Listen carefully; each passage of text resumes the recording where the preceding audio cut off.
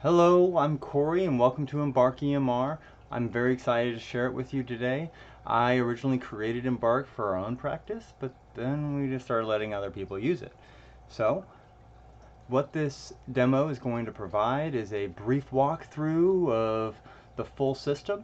And if you wanted any additional help or information, there will be videos posted on each page, as well as a central video database directly for all of the help that you might need. So Embark is specifically designed to be a low-cost but highly functional electronic medical record platform designed specifically for therapists, counselors, and psychologists. So let's jump right in. To start off, go to your browser and head to embarkemr.com. So this is our home page. So we can go to up here in the top right corner to either sign in or free trial. They both take you to the same place. So this is where we can get started. So right here on the right side is where you would create your account and then log in on the left. This big flamboyant button up in the top right corner, this is where your clients can access the patient portal. So from the portal, they can fill out intake documentation, electronically signed consent forms, as well as getting access to your notes. If you release the notes to them, you have ultimate say over what they can and can't see. The additional fun thing is clients can also generate their own invoices, receipts, and super bills. So if anyone asks for a super bill, just say get it yourself. Now an important thing is this gray box right here below the login. Now we use cookies to authenticate and ensure that you have a secure experience. This would be preventing any bad actors from gaining access to your information, as well as any people that might hijack your browsing traffic or other types of things. So what is going on here is Embark stores an encrypted code on your browser, and that code must be present whenever you refresh or access the page. Now without that code, you're not going to get anything. So if you are redirected or having an issue logging in, make sure those cookies are enabled. And if you're on a Mac, there's one additional setting called cross-site trafficking. That's something Apple's preventing the ability to transfer passwords back and forth between pages in a secure manner. Now, specific instructions on how to do this, just click this little button here and you have additional information in specific areas on how to enable and set up your browser. So I'm going to log in as Mary Smith, and this is what we get. So the first step for you would be to click this Start New Practice button. It takes just a couple of minutes and it collects your practice's basic information, and then you can see the business associate agreement. Once you're finished, you'll have a box here to click Access My Practice. And this is how you and all of any of the other practitioners in your practice would be able to access the EMR. So once everything is here, this is the general user interface. So we start off on the calendar. I can look here and see all of the appointments we have for the day. It functions similar to the typical calendar that we're kind of used to, where everything is going to be hosted right here. Now, it's a simple but rather unorthodox type of calendar, where I can see the day and the time of each appointment, but the other information was specifically put here to help a practitioner make the decisions that you make on a day-to-day basis. So I can see the time and discipline here, who the client is in pink. Now who the provider is particularly helpful if you have a group practice. The location, you can also have a location as a virtual meeting room link. Then this box here gives some visual indicators of your current status. Is the appointment complete? Is the note complete? Maybe you have an intern or someone who's not quite licensed yet. They can mark their note as sign off needed. And we can always sort by all of the note statuses, who your provider is, as well as any of the clients that are on your caseload if you wanted to see any in particular. But before we can do any of that, we gotta have clients. So I'm gonna click the Clients tab and then Add New Client. First name, last name, and email. those are the only required fields. However, if you're working with a population where they don't use an email or don't want to use it, then you can check this box and the email will no longer be required. However, they wouldn't have access to the client portal. One other fun thing is I don't consider the email a unique field, meaning if you treat siblings, you can enter the same email address for everyone in the family, and then when the parent logs into the client portal, they'll see their whole family instead of having to juggle multiple email accounts. Super handy. All right.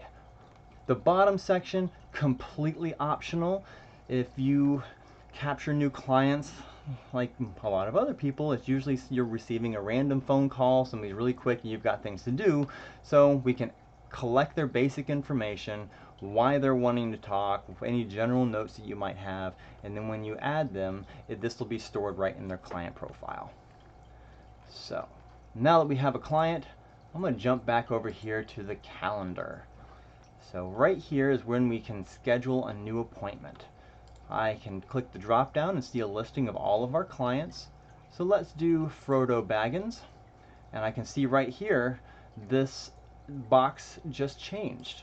So if I select another name, then we can enter it and we have open text fields. So we can add the reason for visiting, the discipline, and the location.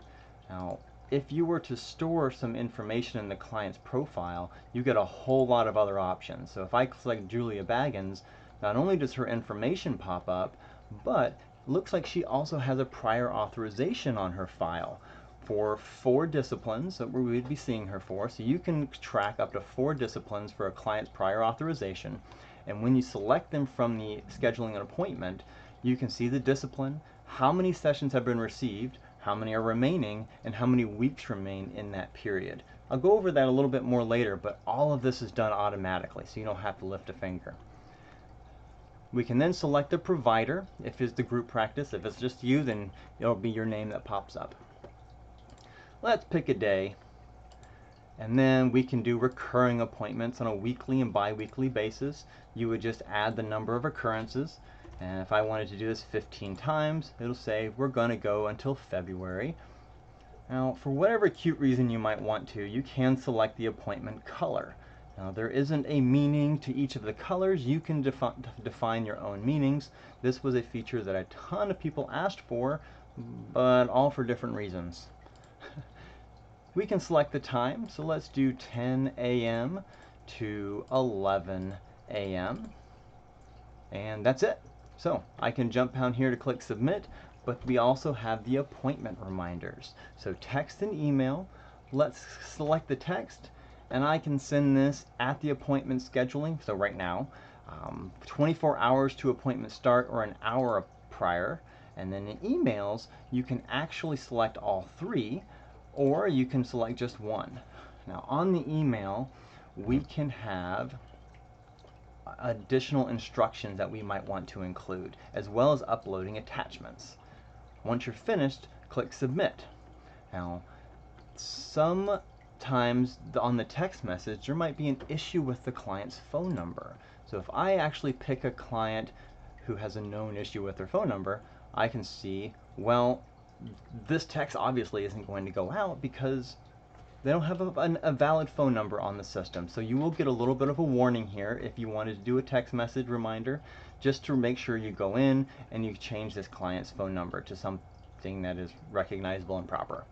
So once you click submit, the page will refresh and you'll get an all new view of your calendar. The other tab here is called All Appointments. So instead of having to navigate through the calendar, right here I can see a table of all the appointments that we have. We can sort and filter right up here at the top and do it just by node or appointment status, as well as a provider, or maybe even just the client's name. Now, just below that is this table. This is a very fun table, so let's take a look. If I uncheck some of these boxes by clicking, I can instantly see, well, who's no-showing, who's canceling late, and you can track this over time based on what that appointment status is. Next, I'm going to jump back to the client section because there's a client manager. So from here, we have a listing of all of our clients. So I can see the client's name. Right here would be their status, if they're active, inactive, or maybe on your wait list. If you have the secure messaging feature, you can see, are there any unread messages? Maybe open that message directly from their profile, their date of birth, and contact details. And if you are in a group practice, you can assign a clinician specifically to each client. So when I click this box, I can then see, only pull up my particular caseload for a group practice. These next three boxes are for a prior authorizations as well. So if I click the title, it'll sort based on the number of sessions remaining. And if you have getting a little bit close on the number of remainings, then they will change colors for you between red and yellow. Yellow is getting close, red is you probably should do something. Now, anything in Embark that's pink is clickable. So if I click the client's name from the client manager, it'll take us to that client's profile. If I go back to the calendar, and I can also click their name here. Additionally, we can edit notes as well as editing the service directly from the calendar. Services are how you get paid. So just by having an appointment, I don't really know what you did. So we would add a service, and we can manage all of those services from the admin section, which I'll get to in a little bit. So first, I'm going to click Julia Baggin's name, and that's going to bring up her profile. So a similar interface. We have tabs up at the top for a couple of different sections, where this first tab is the client details. Now, up here at the top, you can hide or enable access for write access to the client portal. And then scrolling down, the client's basic demographic information, phone number, email, and their just basic information. And under that, there's a number of different sections. So I'll go through each one. The top one, client, parent or guardian, emergency contact. If they have a physician or maybe even additional specialists, you can add those in. And then here is the information on this client's discipline. So what is their status? We can go to active, inactive, or maybe a potential client. Do you have a specific client ID that you use within your practice to track the client? If so, you can enter that here. This is the Embark unique ID for every client on the system. If you wanted to track how clients came to hear about you, you can track that and be informed of where you're getting a lot of clients from. Here we can track up to 4 disciplines for a specific client. Now, each discipline might have a provider associated, so I would want to select the appropriate provider for that discipline, and then they would then have that client on their caseload for the particular discipline. We can assign diagnosis information, watch when the plan of care starts and ends, as well as when they're required to do a reevaluation. Any additional notes. So these are some things that the client would ever have access to, and I can capture any general notes that we might have about the client. Something here might be, if you're seeing the client in home and maybe it's a little uncleanly, you might say bring a blanket. For communication notes, this is where we can keep a communication log. Maybe it's Julia missed an appointment. We contacted her on this date regarding a no-show and warned her, so we can kind of keep a nice log of what's going on. Lastly is, where are you seeing this client? So the actual service location. Now we can put the name and address. The name is actually what will automatically populate in the calendar. So whatever you would like to have that name be. It can be a room number, it can be an address, a virtual meeting link, anything that you would like to have, that will show on the calendar. Then we can jump into the medical history section. There are a whole bunch of different sections here. I think there's 12.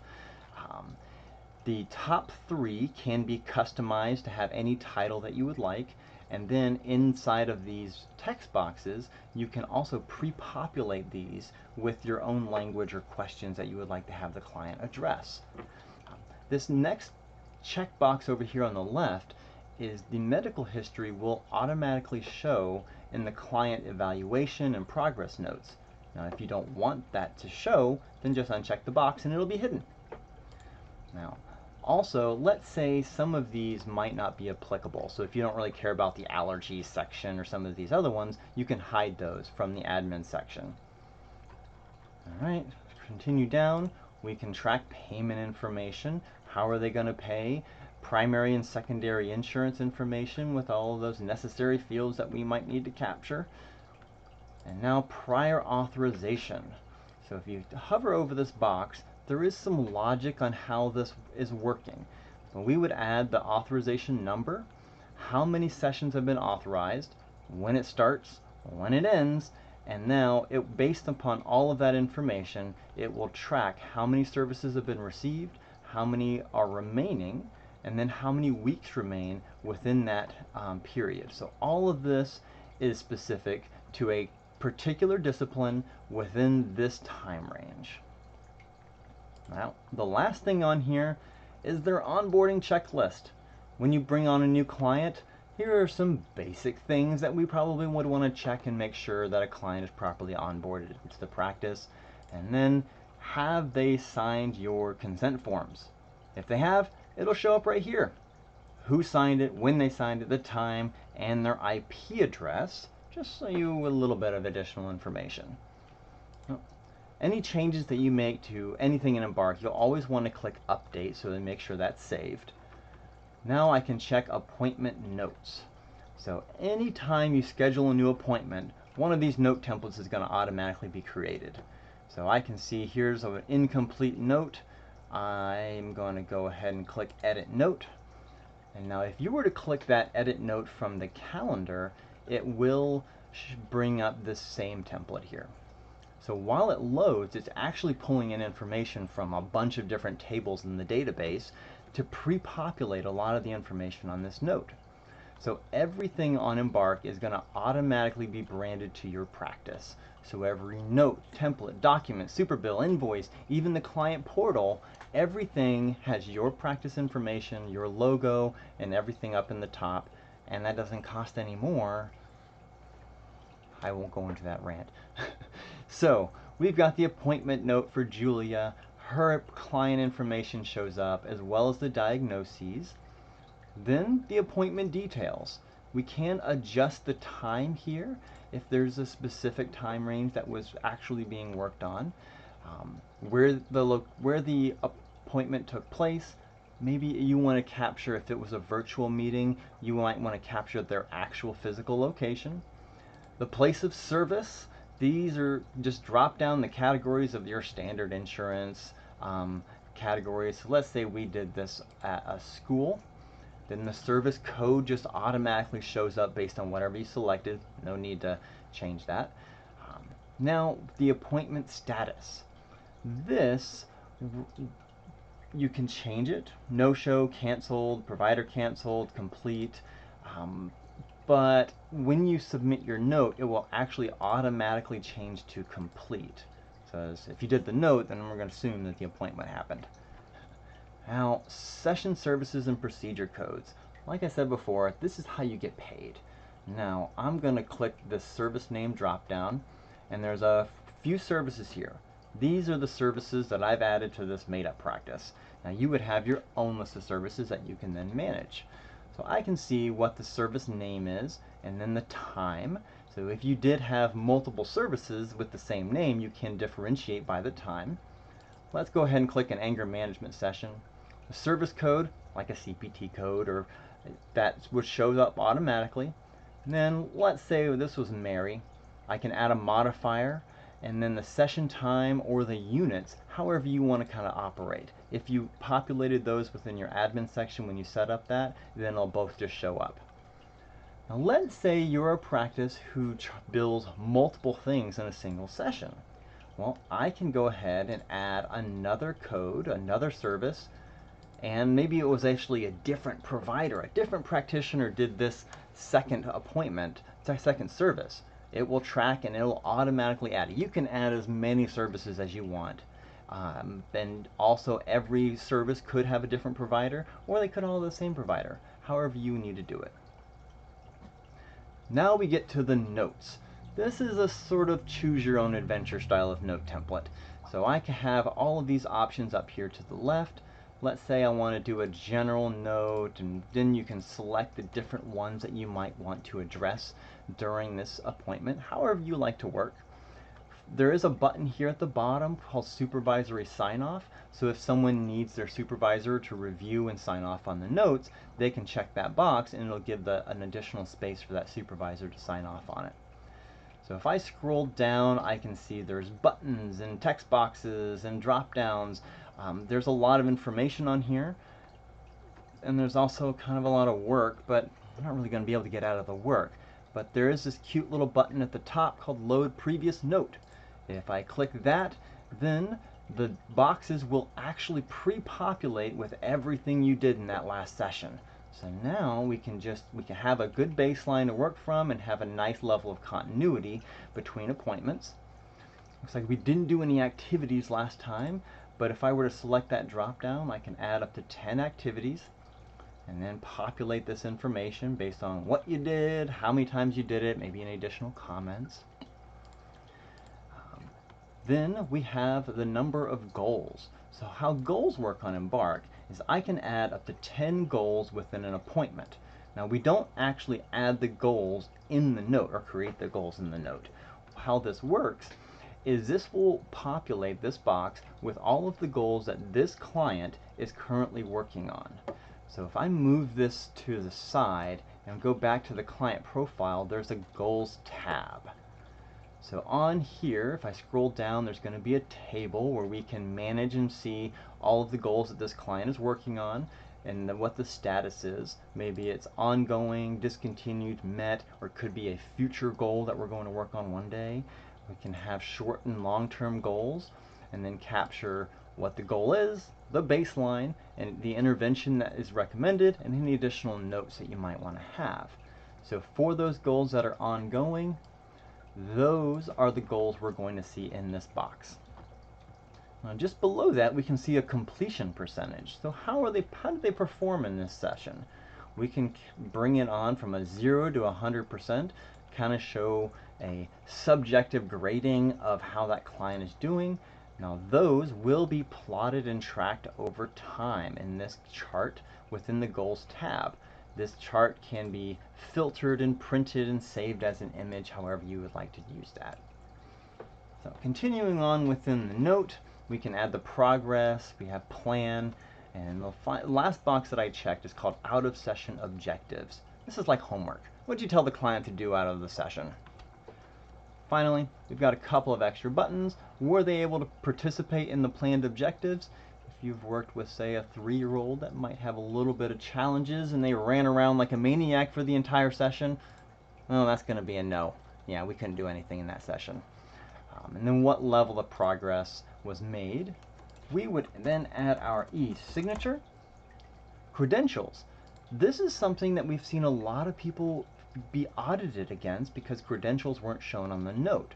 So how this works is you would add the credentials within your client profile, and that profile is accessible on every page right up here in the top right corner. And these credentials automatically populate right here. So we don't ever have to worry about it anymore. When was this note updated? We can mark this appointment as complete, or if you need to have a sign-off, you can mark it as sign-off, as well as being in progress. So let's say it's complete. Now the note availability. You have the option of releasing all of the information to your client. I can release the entire note right here, or I can just release the homework. So you ultimately have the choice. Now once it's finished, I'm going to click the update button. So when you click that, it might take a couple of seconds for it to populate, but it's going through some checks and it's going to push and send everything to the database. When it is finished, you do get a success message. We can just jump right out of that and click exit.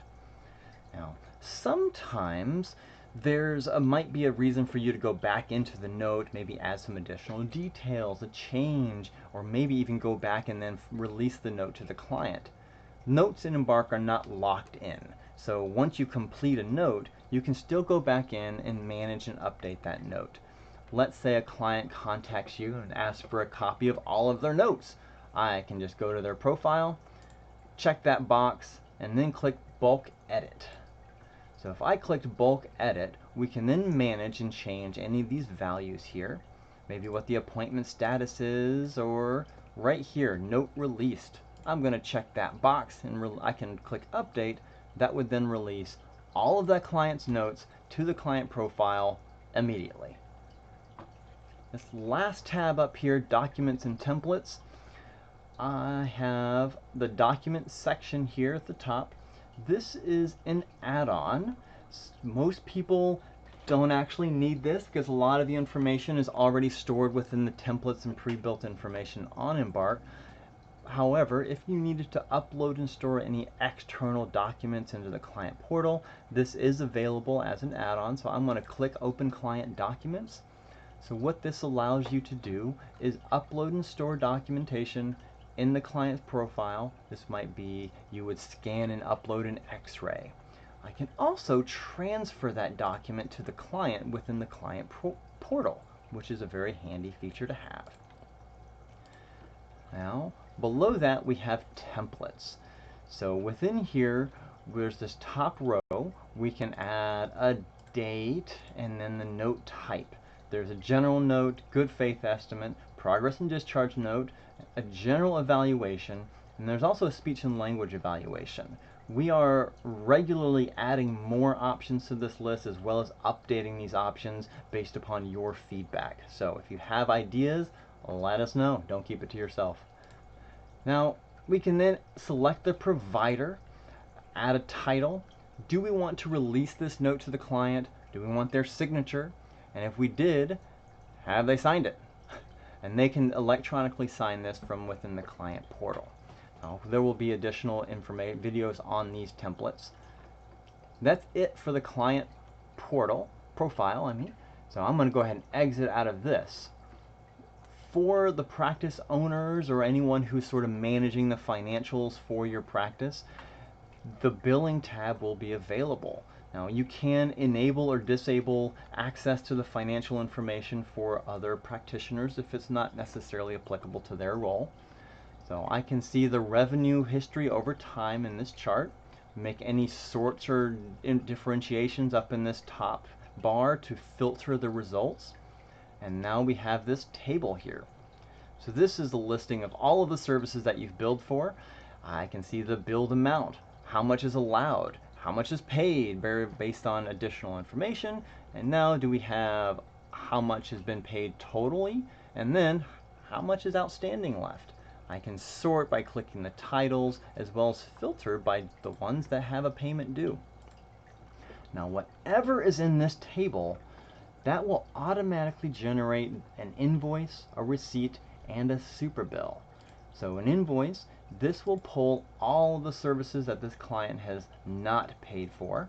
So if I click, I missed it, Julia Baggins, and click search, this will populate a pre-built template for the services that this client has not paid for. The generate receipt looks the same, does the same, except it shows the opposite, just all the things that they have paid for.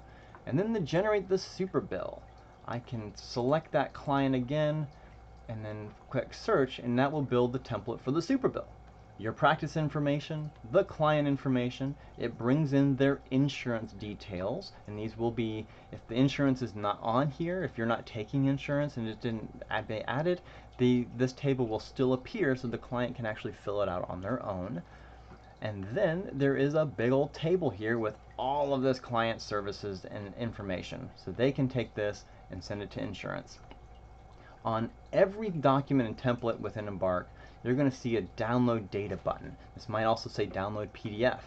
If I click that, it will take all of the information on this template, reformat it, and squish it onto a PDF document that is nice, clean, and professional. So here it is.